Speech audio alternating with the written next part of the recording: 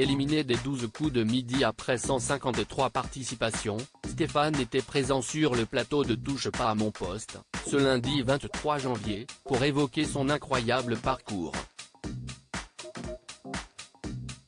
Au moment de révéler ce qu'il allait faire des 5 voitures remportées, l'ouvrier au Marnais a proposé un drôle d'échange à Cyril Hanouna.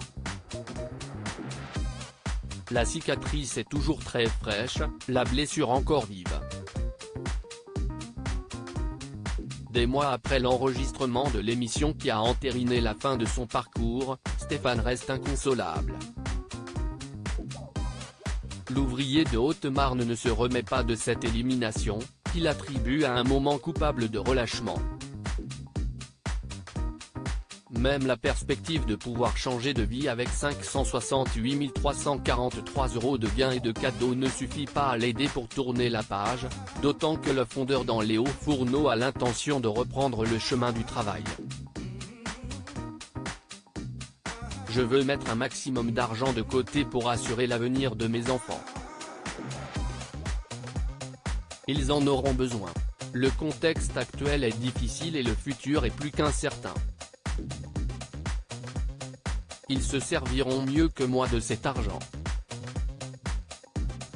Ma vie est faite, a expliqué celui qui ne touchera pas la totalité du montant versé par la production. Cyril Hanouna bluffé par la répartie du champion. Il reste néanmoins à Stéphane à résoudre la problématique des 5 voitures qui prennent le gel à proximité de son domicile.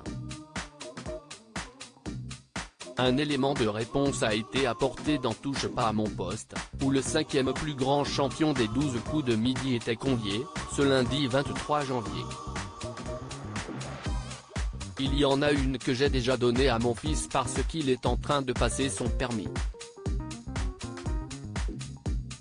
J'en ai gardé une pour moi, j'en ai donné une à mon épouse, a-t-il révélé à Cyril Hanouna, avant que ce dernier ne se place pour récupérer les 2 dernières. C'était sans compter sur la vivacité d'esprit du protégé de Jean-Luc Reichmann, bien au courant du train de vie du présentateur. On peut échanger si vous voulez, lui a-t-il fait savoir. Avant d'ajouter, poussé par les rires du public, je cherche un gros 4x4 et je sais que vous en avez un. Une proposition qui n'est pas tombée dans l'oreille d'un sourd.